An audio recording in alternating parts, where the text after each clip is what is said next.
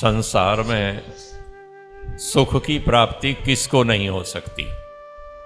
ऐसा कौन व्यक्ति है, ऐसा कौन प्राणी है जो सुख की कामना तो करता हो किंतु उसको सुख की उपलब्धि ना हो। वेद ने कहा कि देखिए संसार में सभी प्राणियों को मृत्यु ग्रस लेती है। कितना ही शक्ति संपन्न हो, कितना ही धन संपन्न हो और कितना ही बुद्धि से युक्त व्यक्ति हो, किंतु ऐसा संभव नहीं है कि वो मृत्यु से छूट जाए।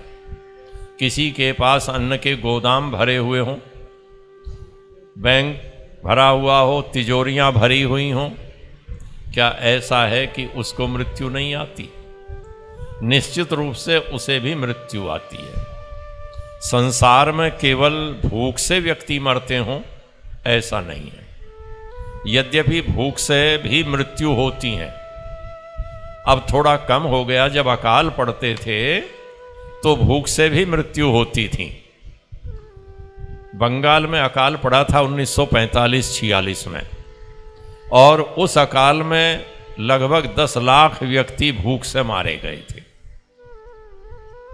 किंतु ऐसा नहीं था कि उस समय ऐसे व्यक्ति जिनके गोदाम भरे हुए थे उनकी मृत्यु न हुई हो।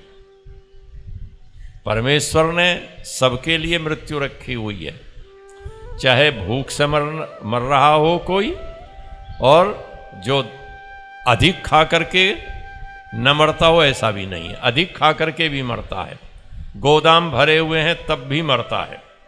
किंतु एक की मृत्यु ऐसी है कि मरने के समय भी जो उसे अनुभूतियां होंगी वो कष्ट की अनुभूतियां होंगी। और वो किसको कष्ट की अनुभूति होंगी?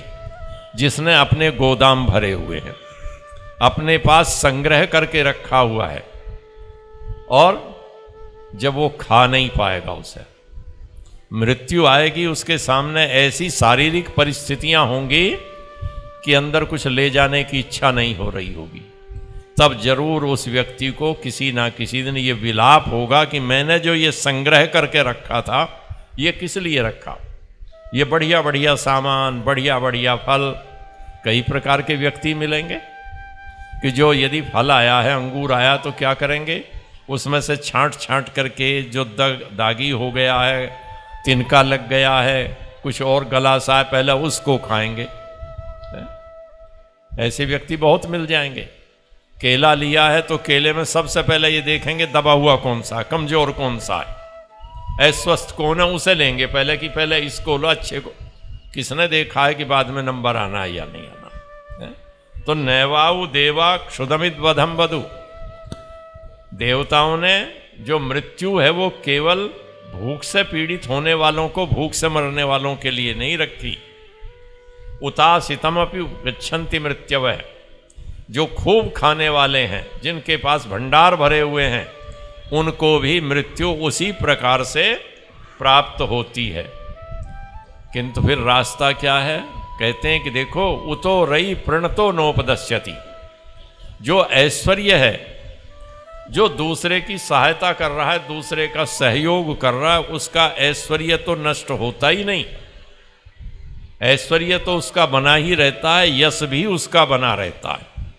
और जब उसका यश बना रहता है, ऐश्वर्य बना रहता है, जब ये भाव हो जाते हैं तो फिर मृत्यु से दिखाई देने लगती है कि ये तो एक शारीरिक प्रक्रिया है। शरीर जैसे बना था, एक दिन मरना है, तो उसे उसका कष्ट नहीं होता। और कहते हैं कि अप्रणन मरणितारम न विन्दते, जो व्यक्ति किसी दूसरे का सहयोग नहीं करता, केवल आत्मचिंतन करता है, अपने विषय में सोचता है, चाहे वो भोजन हो, चाहे वस्त्र हो, चाहे दूसरी कोई आवश्यकताएं हों, किसी समाज के किसी वर्ग का चिंतन नहीं करता, दूसरे का सहयोग करने का कोई भाव जिसके मन में नहीं है। धन तो नष्ट होंगे, शरीर भी नष्ट होगा, संपदाएं भी समाप्त हो जाएंगी, किंतु जिसने उसका सही सही विनियोग नहीं किया, सामाजिक कार्यों में जिसने उसे नहीं लगाया, अपनी संपदाओं को, अपने शरीर से किसी गिरते हुए को उठाया नहीं, अपनी आंखों के देखते हुए किसी दृष्टिहीन को मार्ग पार नहीं कराया, किसी फीस के बिना पढ़ाई छोड़ने वाले बच्चे का आर्थिक सहयोग नहीं किया।